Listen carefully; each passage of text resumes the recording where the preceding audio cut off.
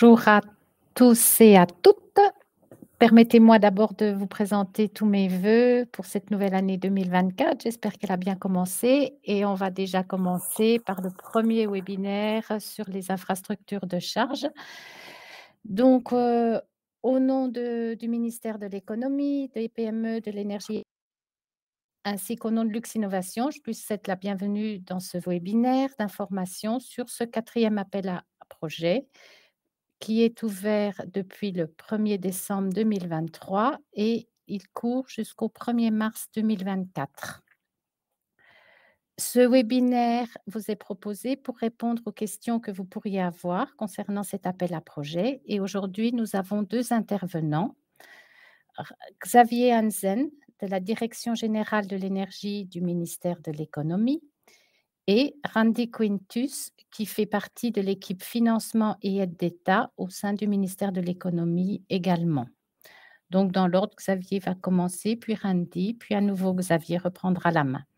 Enfin, moi-même, Isabelle Hennequin, je travaille au sein de l'équipe de Lux Innovation, je travaille chez Lux Innovation au sein de l'équipe financement nationaux. Avant de passer la main aux intervenants, quelques petites précisions sur le déroulement et le fonctionnement de ce webinaire qui devrait durer à peu près 60 minutes, un peu plus si vous avez davantage de questions. Donc, nous allons commencer par des présentations faites par nos intervenants. Vous pouvez tout au long du webinaire poser des questions sur l'onglet à droite « Questions ». Et vous pouvez donc, on y répondra tout au long du webinaire, soit par écrit, soit oralement, en fonction des questions. Enfin, sous l'onglet interactivité, nous vous avons mis des questions pour faire un petit sondage en ligne pendant ce webinaire. Une première question pour connaître un peu votre avis sur les informations communiquées, si elles vous semblent pertinentes, en partie ou pas du tout pertinentes. Ensuite, comment vous avez eu connaissance de ce webinaire, si via des posts LinkedIn par d'autres participants ou d'autres biais de communication.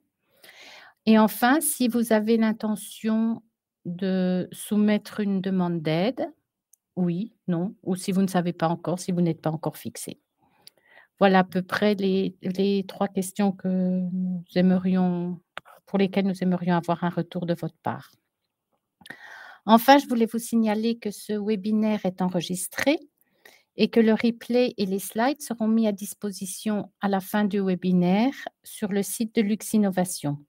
Vous recevrez aussi pour toutes les personnes inscrites un mail contenant l'enregistrement et les slides. Voilà pour les premières précisions techniques et je vais passer tout de suite la main à Xavier pour la première présentation. Merci Xavier. Voilà, merci Isabelle. Bonjour, aussi de ma part, meilleurs vœux pour 2024. Donc, mon nom est Xavier Hansen, du ministère de l'économie maintenant, direction générale de l'énergie. Et je vais donc vous parler un peu en général du régime d'aide qui existe donc depuis 2022. Certains d'entre vous vont déjà le connaître, mais quand même, comme rappel, c'est toujours bien de vous présenter un petit peu les conditions de ce régime d'aide. D'abord un peu de contexte. Le gouvernement, heu, est conscient de l'importance de l'infrastructure de recharge, dans différents domaines, une fois à domicile, puis aussi sur les lieux de travail, dans les entreprises et l'infrastructure accessible au public. Et par conséquent, dans ces dernières années, on a développé des mécanismes de soutien pour un peu tous ces sous-ensembles de l'infrastructure de recharge. Donc on a des aides, de financement pour la recharge à domicile, qui n'est pas sujet aujourd'hui de ce webinaire.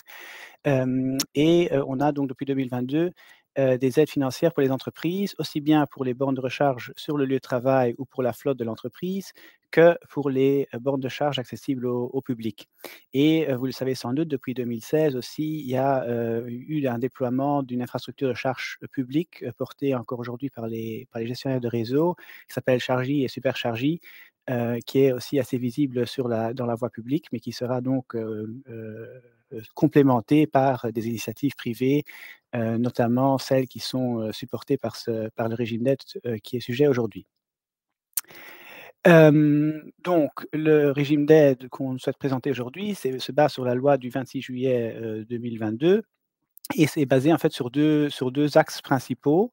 L'un est, le focus d'aujourd'hui, donc l'aide en faveur d'infrastructures de charge attribuées à suite d'une mise en concurrence, donc où on fait des appels à projets tels que celui qui est ouvert aujourd'hui, ayant pour objectif de faciliter un déploiement d'infrastructures à grande échelle, et de complémenter aussi le réseau, de bornes de charge accessibles au public. Il est limité à des projets d'une certaine envergure, et donc se base sur les appels à projets. Et là, on a qu'un deuxième axe que je vais aussi rapidement, présenter par après parce qu'il est quand même aussi important et pas toujours, très connu, par les acteurs économiques. Hem, donc un axe, plus simple qui s'adresse, exclusivement aux PME, où on peut, sur simple demande, avoir une certaine subvention pour des projets d'infrastructure de recharge visant à remplir les besoins de l'entreprise. Et commençons donc par l'axe 1, donc par les appels à projets. Donc comme, Isabelle a déjà dit dans l'introduction, on a actuellement un appel à projet qui est ouvert depuis, fin décembre, 2023 et qui est ouvert jusqu'au 1er mars 2024. Donc vous pouvez actuellement entrer vos projets, soumettre vos projets via MyGuichet et Randy va, présenter en détail comment ça peut se faire.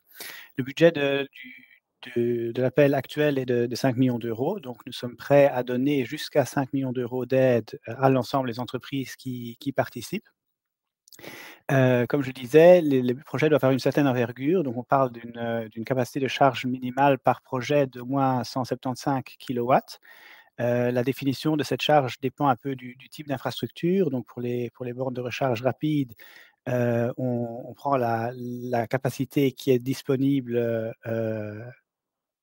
simultanément sur un site, alors que pour les bornes de charge, type AC, donc les bornes plus lentes, on prend la somme des capacités nominales et je vais encore y revenir en détail dans la deuxième partie du webinaire.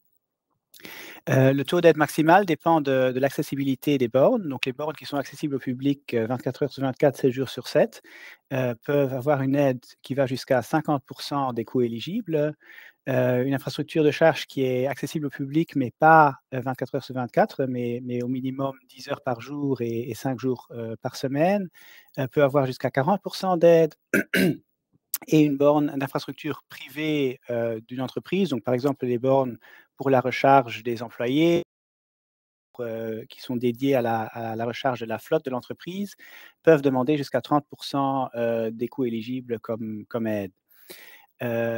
Parce que nous faisons un seul classement et j'y reviendrai au prochain slide, on a une certaine pondération des offres, qui est donc de 100 pour les bornes accessibles au public et de 60 pour les bornes privées.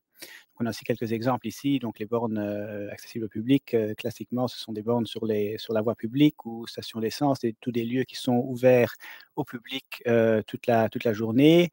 Les semi-accessibles au public, c'est plutôt des parkings, que le propriétaire souhaite fermer à certains moments, comme les parkings de et comme je le disais, les bornes privées, c'est donc, pour les besoins de l'entreprise.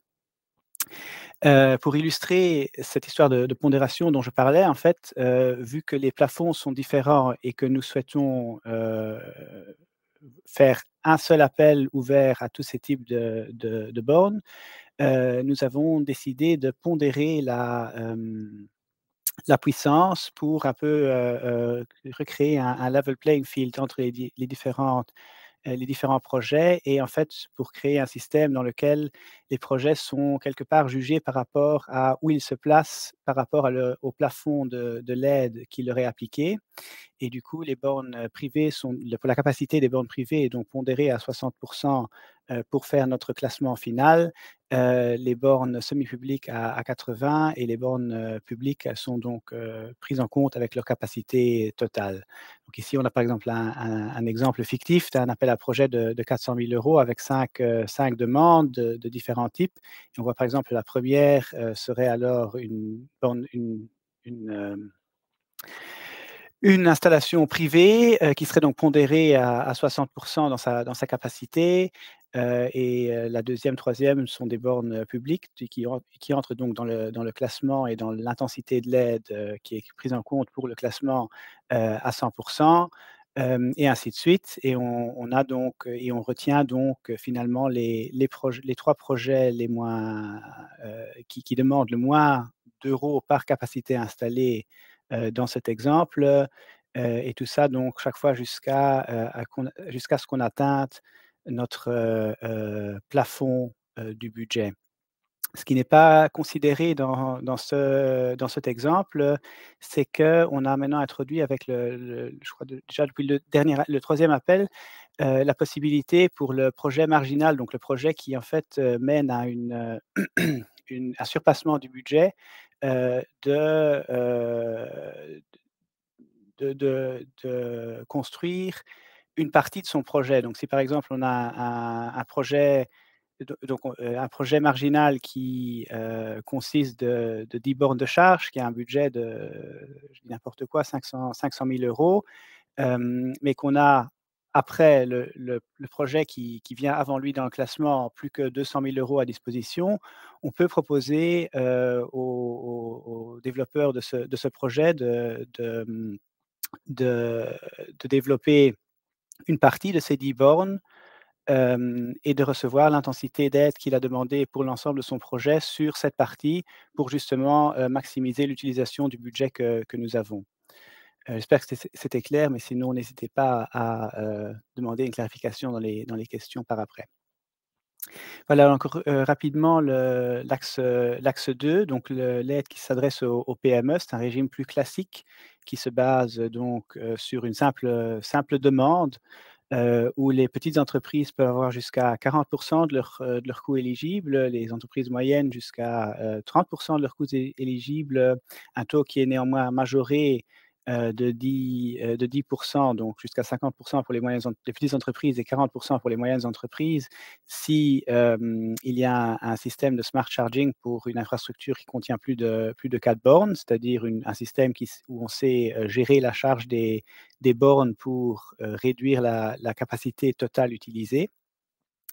Ça, c'est pour le volet donc des bornes. Ce volet est limité à 40 000 € pour l'entreprise sur la durée de vie du régime d'aide et on donne une aide de jusqu'à 60 pour tout ce qui est lié au raccordement. Donc tout ce qui est, augmentation de puissance auprès du gestionnaire de réseau, parce qu'on est conscient que ce sont des coûts qui peuvent être très conséquents, et qui en fait dépendent un peu de la localisation du projet plutôt que de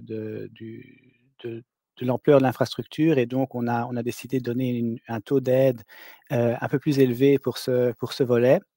Mais encore une fois, il s'agit vraiment des coûts, liés au raccordement auprès du gestionnaire de réseau et pas, à des renforcements de l'installation interne, de l'entreprise.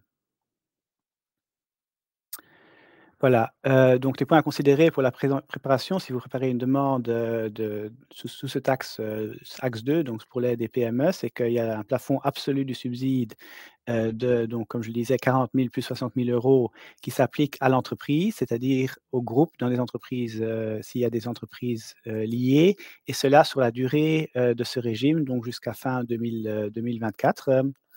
La demande, comme dans tous les régimes d'aide pour entreprises, doit être soumise avant le début des travaux.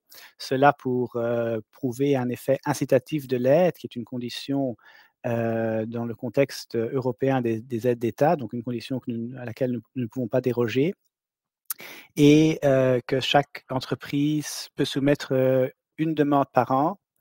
Donc bon, nous sommes en 2024, le régime d'aide, au jour d'aujourd'hui est prévu de courir jusqu'à fin 2024, donc vous pourriez encore entrer une seule demande, pour l'ensemble de vos projets et cela, bien sûr, en considérant le plafond absolu, qui s'applique au cumul des demandes que l'entreprise a faites sur la durée de vie du régime, donc depuis 2022.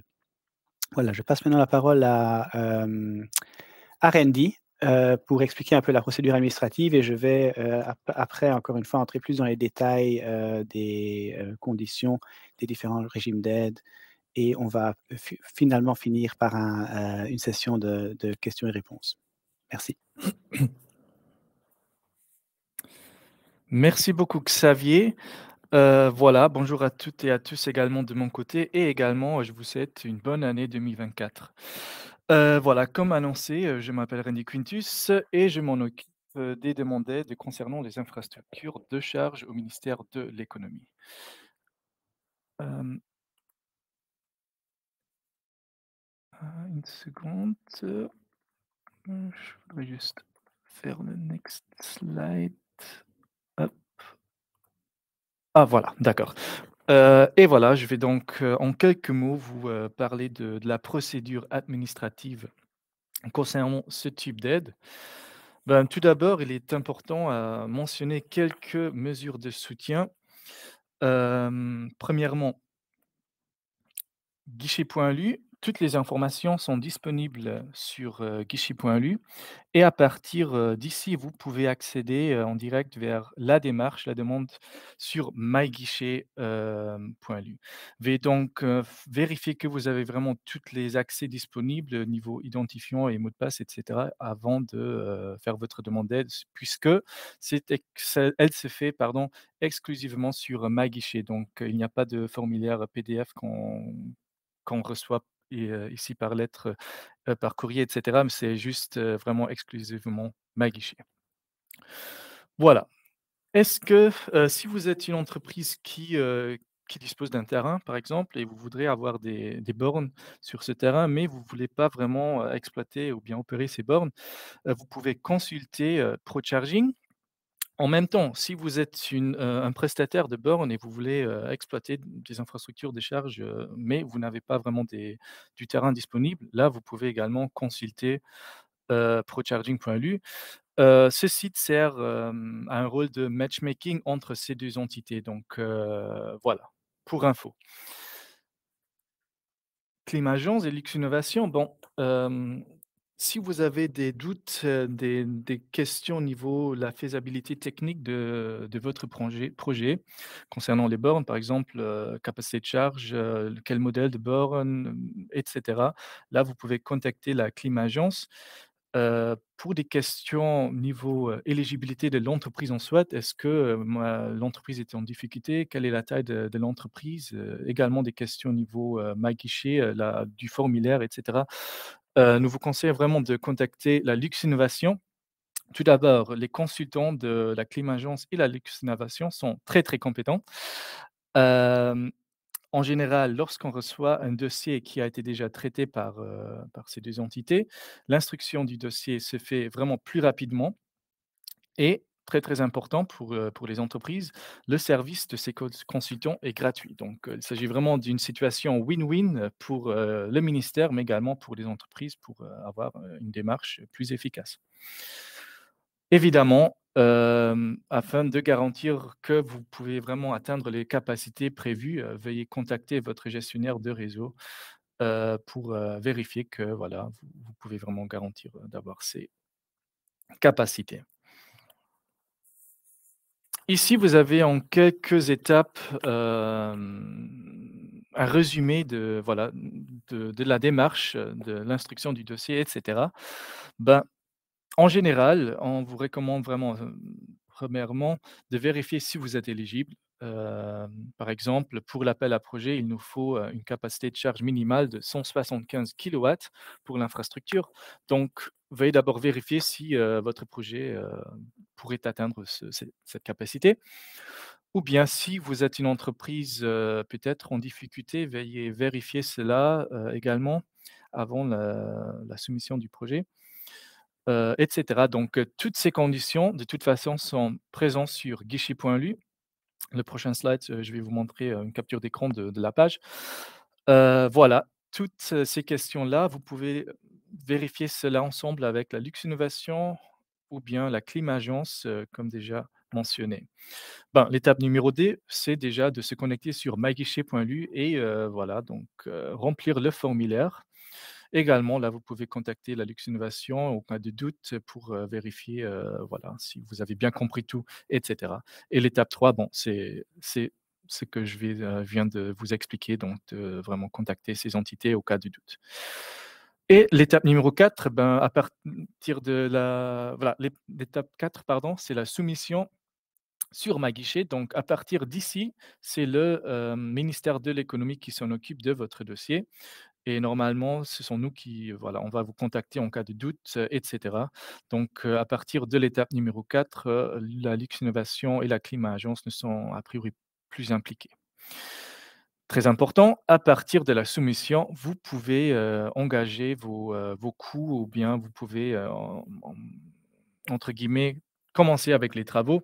Pour nous, le début des travaux n'est pas forcément le travail actif sur le terrain, mais déjà, la signature des devis et cetera. Donc très, très important, ne veuillez pas signer, des devis ou bien des contrats avant l'étape 4. Donc il nous faut un devis, oui, mais ne veuillez pas signer ce devis avant, l'étape numéro 4. Dès la soumission, vous pouvez, signer tous les contrats, commencer avec les travaux et même si vous n'avez pas encore reçu, une réponse de notre côté, vous pouvez déjà, commencer avec, les travaux. Évidemment il y a le risque de ne pas avoir, une réponse positive, mais, vous serez quand même éligible dans ces cas au niveau effet incitatif. Voilà, ici vous avez une capture d'écran, de la page guichet.lu. Bon, comment est-ce que vous pouvez, trouver cette page? Ben, tout d'abord, veuillez insérer guichet.lu et après, vous connectez sur, la rubrique entreprise, financement et aides et après vous trouvez une liste avec toutes les types d'aides et inclus l'aide pour les infrastructures de charge. Si vous scrollez un peu vers le bas, vous allez trouver un accès direct sur la demande d'aide pour ma guichet. Donc, encore une fois, veuillez vérifier que vous avez tous les identifiants, tous les accès nécessaires pour accéder sur maguichet.lu. Et tout au fond de cette page, il y a la loi, très important, mais également très, très important, le cahier des charges pour l'appel à projet. Donc, voilà, c'est vraiment conseillé de consulter ce document avant la soumission du projet. En même temps, vous allez également voir un document concernant une FAQ, donc foire aux questions avec des questions voilà, qu'on a reçues plusieurs fois et évidemment avec les réponses là-dessus.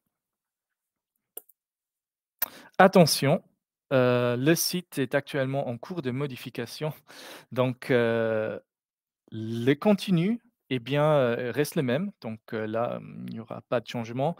Il y a juste une mise à jour concernant, l'interface en Suède, donc peut-être, il y aura des différentes couleurs et cetera, mais les accès et cetera sont toujours disponibles. Voilà. Hem, Ça, c'est tout pour l'instant de mon côté. Je vois qu'il existe encore un slide que Xavier a sur son côté, mais je vais quand même parler là-dessus. Donc voilà. Je vais encore après parler à peu près, concernant l'effet incitatif. Je donne la main à Xavier, comme la présentation est sur Ops. Voilà, merci, merci Randy. En effet, tu veux encore présenter l'effet incitatif où je m'en charge? C'est ça, ouais. Ben, comme déjà concernant les étapes à suivre, encore une fois, effet incitatif, comme indiqué précédemment, l'effet incitatif est un aspect qui devrait toujours être respecté pour, ce type d'aide. Ben, pourquoi? Évidemment, pour nous, l'aide, elle doit inciter l'entreprise à réaliser le projet, ce qui n'est pas le cas si elle avait réalisé le projet même sans aide étatique. Bon, pour nous, donc l'effet incitatif de l'aide est présumé lorsque l'entreprise a soumis une demande avant le début des travaux et c'est comme déjà expliqué avant, pour nous, le début des travaux, c'est, entre autres, évidemment, les travaux de construction sur site, par exemple, les travaux de raccordement, génie civil et cetera. Mais, et ça, c'est quelque chose important de mentionner également, c'est vraiment tous les engagements, juridiquement contraignants. Autrement dit, si vous avez signé des devis avant la soumission, malheureusement, le projet n'est plus, ne respecte plus l'effet incitatif pour nous. Encore, d'autres exclusions, ben, comme déjà mentionné, une entreprise en difficulté. Là, vous avez toutes les informations sur guichet.lu et en cas de doute, vous pouvez toujours contacter la Lux Innovation. Les acteurs publics ne sont pas éligibles, et voilà, le cumul de plusieurs aides. Entre guillemets, ce sont des exclusions, je dirais, qu'on trouve, régulièrement lorsqu'on fait une demande d'aide chez nous. Donc, si vous avez déjà fait une demande d'aide, une autre type d'aide, c'est rien de nouveau pour vous. Voilà, ça c'est tout de mon côté pour l'instant et je redonne la parole à Xavier. Voilà, merci Randy. Donc effectivement, l'effet incitatif et les principes, qu'on suit à ce sujet sont très importants et malheureusement aussi très stricts, parce qu'il s'agit d'un régime qui est approuvé par la Commission européenne dans le cadre des aides d'État et que donc on n'a pas beaucoup de jeu là-dessus. Voilà, alors quels coûts sont-ils éligibles? Je parlais tout à l'heure des pourcents, des taux d'aide sur les coûts éligibles. Eh bien, ce sont en fait tous les coûts, liés directement à l'installation d'infrastructures de charge, donc de bornes et des installations connexes telles que le système de charge, intelligent, le renforcement du réseau qui est aussi éligible dans les coûts, dans le cadre des projets appels à projets. Donc tout ce qui est, du côté du gestionnaire de réseau pour, renforcer votre capacité sur le site. Les dispositifs, permettant la transmission de données, donc tout ce qui est, il y a tout ce qui sert à remplir, les obligations sur l'accessibilité des bornes, sur la transparence des prix et tout ça sont aussi, éligibles, tout comme les systèmes de paiement. La signalisation du site, sans néanmoins et les travaux de génie civil associés à l'installation de la borne, sans néanmoins que la réfaction de tout un parking soit évidemment éligible dans le contexte de cette aide. Et les dispositifs de sécurité, obligatoires tels que les boutons poussoirs dans les parkings de plus de 20, places de parking, et ainsi de suite. Ce qui est néanmoins exclu, ce sont toutes les bon, d'abord les composantes d'occasion, donc on ne peut subventionner que des nouvelles infrastructures et des composantes accessoires telles que, des toits, des panneaux photovoltaïques. C'est une question qui revient souvent. Bien sûr, ce n'exclut pas le cumul avec l'aide spécifique qui existe pour des projets photovoltaïques dans ses différentes formes. Les coûts d'exploitation sont aussi évidemment, exclus. On parle ici d'une aide, purement sur les coûts de CAPEX. Hem Tout ce qui est aussi exclu, ce sont les coûts, qu'une entreprise doit encourir pour se conformer à des dispositions législatives existantes. Donc si on construit par exemple un nouveau bâtiment, il y a un certain nombre de bornes, un certain prééquipement qui est requis par la loi. Là évidemment, l'effet incitatif n'est pas donné et donc on est dans la possibilité de donner, une subvention pour, ce genre de coûts. Bien sûr, si vous allez plus loin que les obligations légales, là, de nouveau, on peut, subventionner les bornes additionnelles par rapport au minimum, requis, d'un point de vue légal. Les frais d'études préliminaires ne sont pas non plus éligibles, ce qui est quelque part un avantage dans le contexte de l'effet incitatif, parce que ça veut aussi dire que des études préliminaires peuvent être faites, et ne sont pas considérées comme début des travaux.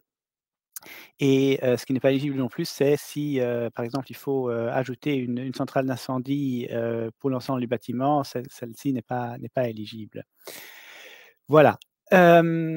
D'autres critères, d'éligibilité, c'est que d'abord l'infrastructure de charge doit être alimentée à 100 par de l'électricité renouvelable. Donc là, ou bien, ça peut être démontré par un contrat renouvelable pour l'ensemble du site où les bornes sont installées, ou bien, par des garanties d'origine, que votre fournisseur peut vous fournir pour la consommation spécifique des bornes.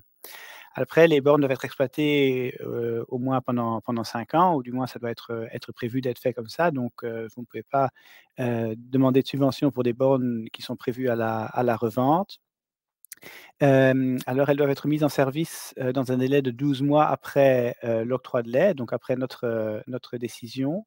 Bien sûr, nous comprenons et nous avons déjà eu dans le passé des cas où, il y avait des raisons étrangères à l'entreprise, dûment justifiées comme, des délais, assez prolongée pour la livraison de pièces. Par exemple, pour les stations de transformation, c'est souvent le cas encore aujourd'hui, ou bien des demandes d'autorisation qui prennent du temps ou des besoins de renforcement du réseau auprès du gestionnaire de réseau qui prennent un certain temps.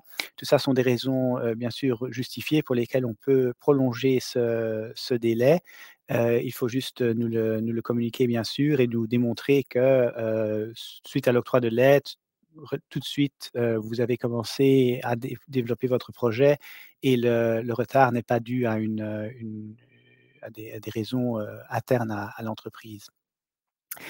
Comme je disais, les bornes ne peuvent pas être destinées à la revente ni à la location, à l'exception des contrats de leasing, donc de crédit bail, qui prévoient que le crédit preneur acquiert, l'infrastructure à la fin du contrat. Donc l'idée étant que, la subvention doit être, adressée à l'entreprise qui, au final, utilisera les bornes. Après, il y a pour les banques qui sont accessibles au public une, obligation d'offrir des prix raisonnables, aisément et clairement comparables et transparents. C'est une obligation qui aussi, découle d'un nouveau règlement européen, sur les infrastructures de recharge, accessibles au public. Voilà, il faut être dans les normes et il faut aussi, être non discriminatoire par rapport à différents, fournisseurs de services de charge sur ces bornes.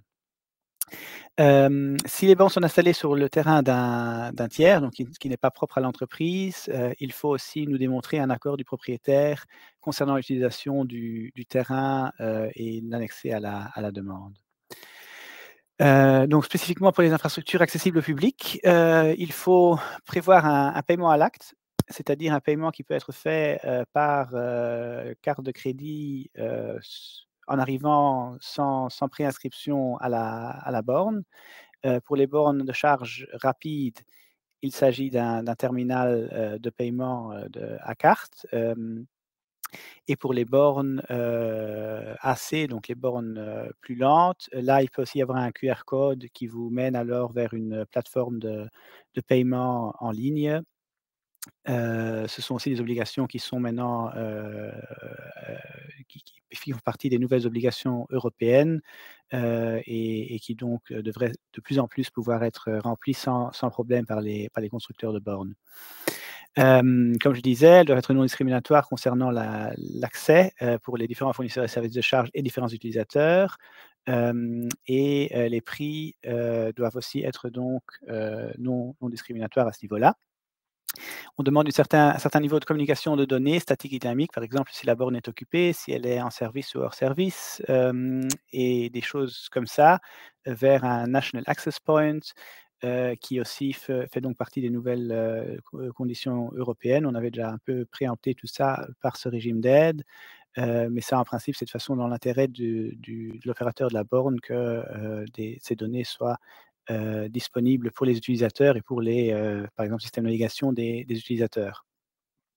Alors on demande un certain taux de disponibilité, donc une indisponibilité de moins de 5 pour un simple point de charge, et de moins de 1,5 du temps, au niveau de l'ensemble de l'infrastructure qui contient plus de 4 points de charge. Tout ça dans l'objectif évidemment d'avoir quelque chose qui est facile d'accès pour les utilisateurs, et une infrastructure sur lesquelles les utilisateurs peuvent compter. Elles doivent être, donc si on parle de bornes accessibles au public, elles doivent être, la définition dit qu'elles doivent être accessibles au public sans préavis. C'est-à-dire que, une borne qui est accessible seulement si vous avez un rendez-vous auprès de l'entreprise ne sera pas considérée comme accessible au public, mais une borne qui est sur le parking d'entreprise où chacun peut théoriquement entrer, même s'il s'agit d'un parking payant, elle peut bien être considérée comme, accessible au public. Et là, on a encore des conditions supplémentaires s'il s'agit d'un terrain public, donc un terrain d'une commune ou de l'État, où, les bornes doivent être intégrées dans le système, dit Chargy OK, et l'électricité doit non seulement être verte, mais elle doit aussi être achetée via des accords d'électricité renouvelable. Ce sont des conditions qui dont nous sommes conscients qui complexifient un peu la chose. Nous sommes en train de réfléchir à les changer, mais pour l'appel actuel, ces conditions s'appliquent encore. Voilà, maintenant j'aimerais ouvrir la possibilité de poser des questions de votre part. Nous allons préparer aussi un petit FAQ après s'il n'y a pas de questions directes, mais bien sûr, c'est plus intéressant d'avoir, vos questions qui vous intéressent, donc n'hésitez pas à les écrire dans le tab, questions. Je ne sais pas s'il y en a déjà qui sont entrées. Voilà, j'en vois une première.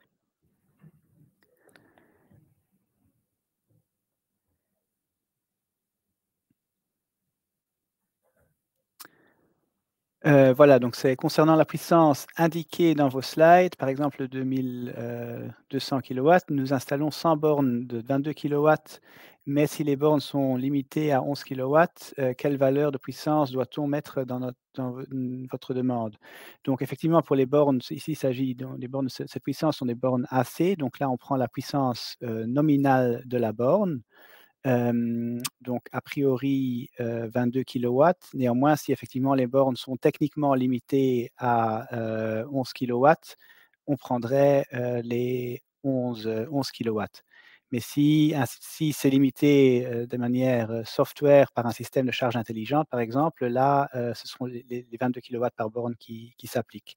Donc pour encore une fois, le répéter, je pensais que d'ailleurs c'était plus détaillé sur les slides.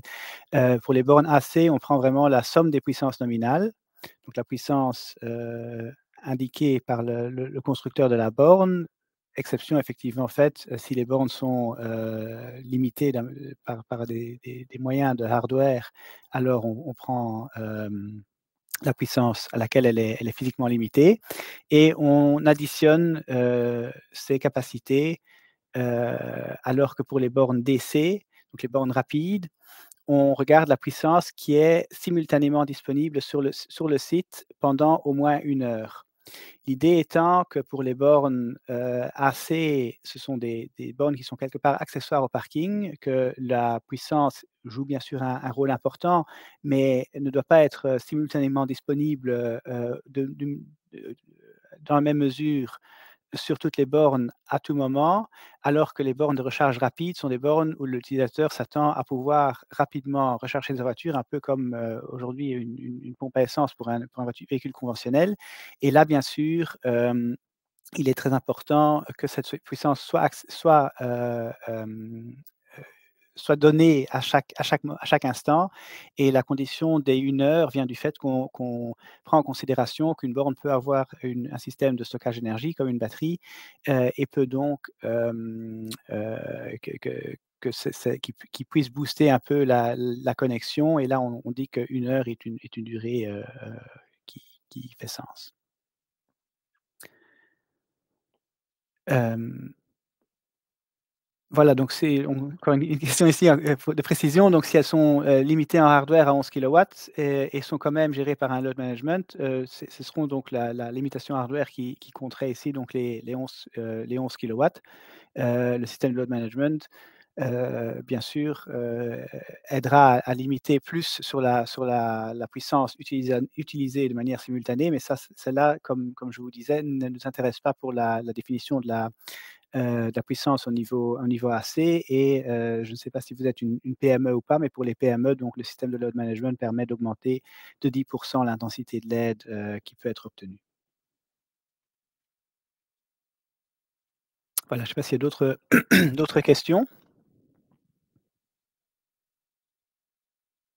Sinon, je proposerais de rapidement passer les questions qu'on a préparées à l'avance. Mais bien sûr, si vous avez des questions qui vous intéressent directement, n'hésitez pas à les mettre dans le chat, et nous allons, tout de suite y répondre. Donc, encore une fois, la définition de l'accessibilité au public. Ce qui est important là, c'est que, les bornes doivent être accessibles sans préavis, et de manière non discriminatoire. Donc aussi des bornes qui sont, limitées à une certaine marque de voiture ou, à un certain, heu, type de client ne seraient pas considérées comme accessibles au public. Mais si elles sont, accessibles à tout le monde sous les mêmes conditions, sans devoir, donner de préavis, même si elles sont derrière une barrière d'un parking payant, elles sont considérées comme accessibles au public.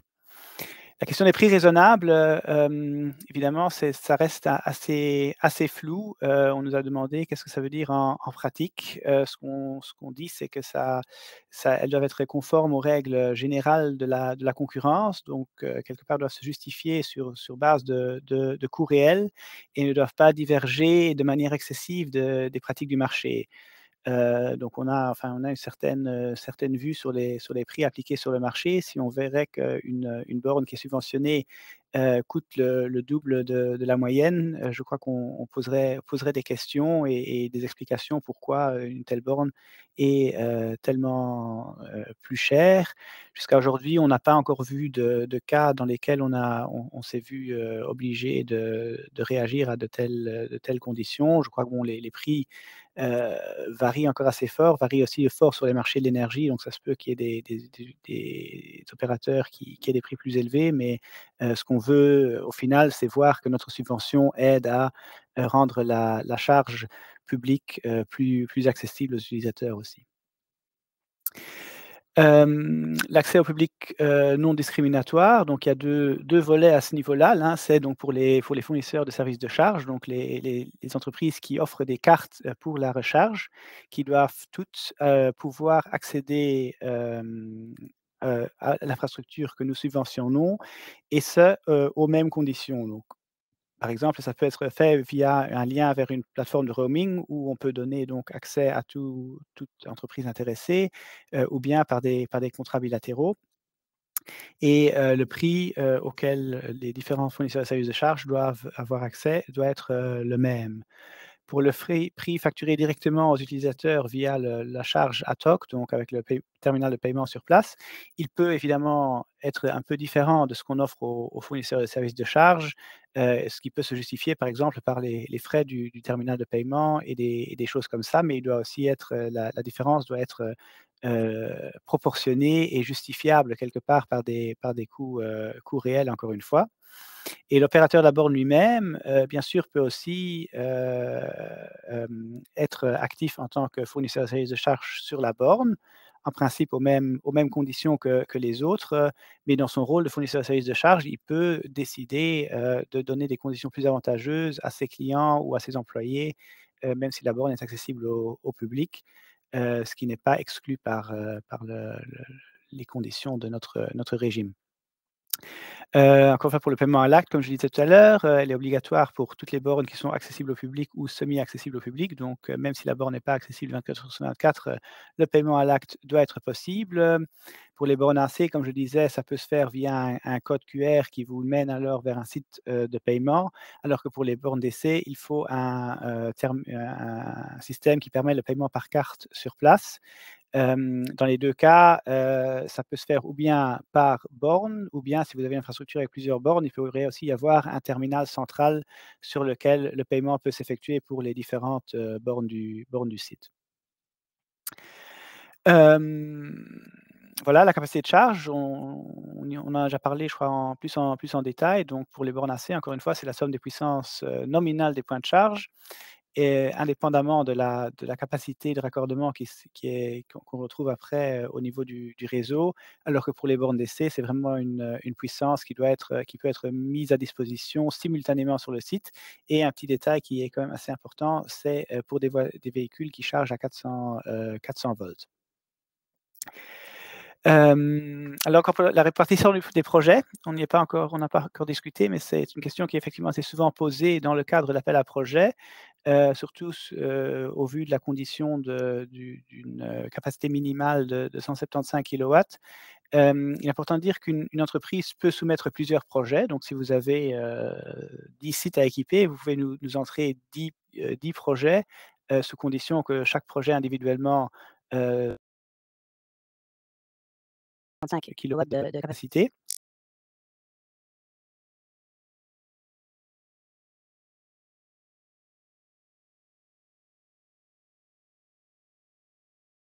Déconnecté, est-ce que vous m'entendez encore? Randy, Ça est-ce que tu va. Oui, on oui, t'entend, OK, Xavier. Il OK, y a eu un j'avais petit moment de perçu un petit flou, background. une petite Voilà, faiblesse, en énergie. pas de oui, ça c'est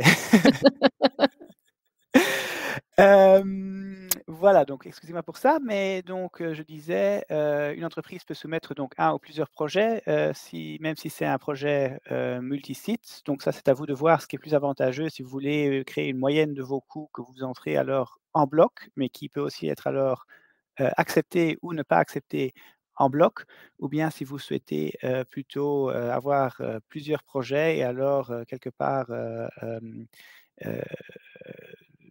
oui, pour être sûr que les projets qui sont au moins qui ne nécessitent pas beaucoup d'aide, soient, retenus. Hem, Si un projet, porte sur plusieurs infrastructures qui ont un degré d'accessibilité différent, par exemple, vous voulez équiper le parking de vos employés avec des bornes privées et vous voulez mettre une borne accessible au public, devant l'entreprise, alors c'est toujours, l'ensemble du projet sera toujours considéré comme un projet, de l'accessibilité moindre. Donc dans le cas que je viens d'exposer, ce serait considéré comme, projet, d'infrastructure privée, même s'il y a une borne publique, incluse dans le projet. Hem, voilà, je vois qu'il y a une nouvelle question. Est-ce qu'il est possible d'avoir un projet AC et DC sur le même site? Comment le ferait-on le calcul de la puissance? Oui, c'est possible. Je crois que ça a d'ailleurs aussi déjà été fait dans le passé.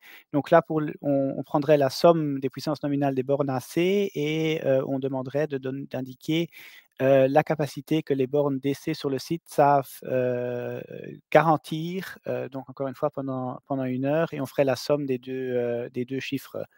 Hem, voilà, donc ça c'est Oui. à voir, je ne sais pas si Randy a des expériences, du terrain là-dessus Oui, aussi? exactement. Une telle infrastructure serait considérée comme une infrastructure mixte.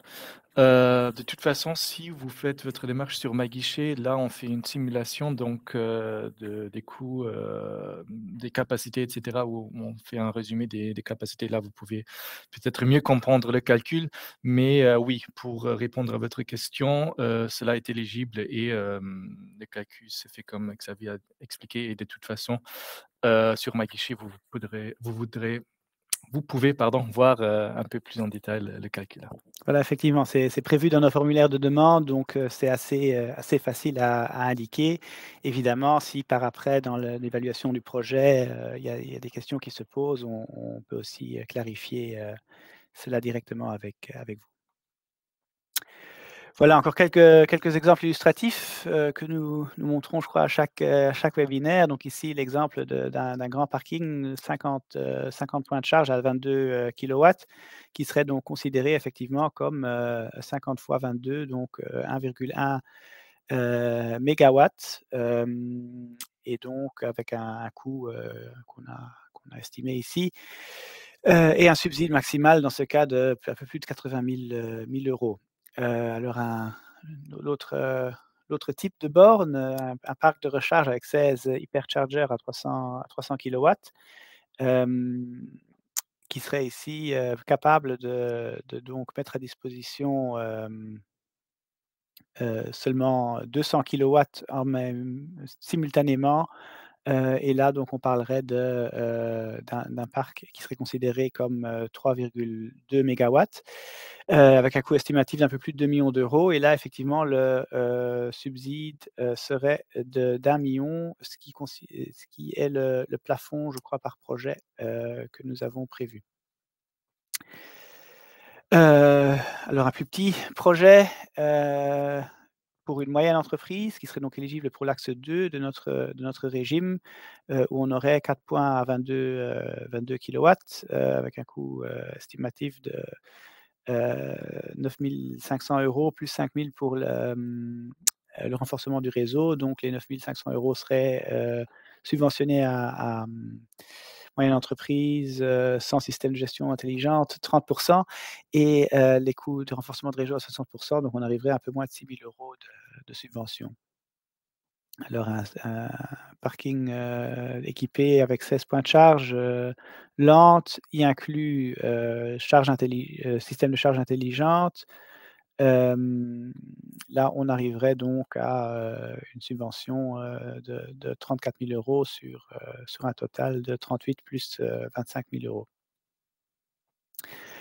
€. Alors aussi, encore une fois, pour l'axe des PME, 2 bo un exemple, 2 bornes de charge rapide à 150 kilowatts avec un coût estimatif de 150 000 € pour les bornes, 120 000 € pour, le renforcement du réseau et là, on arriverait donc au plafond, pour l'entreprise de, 100 000 €.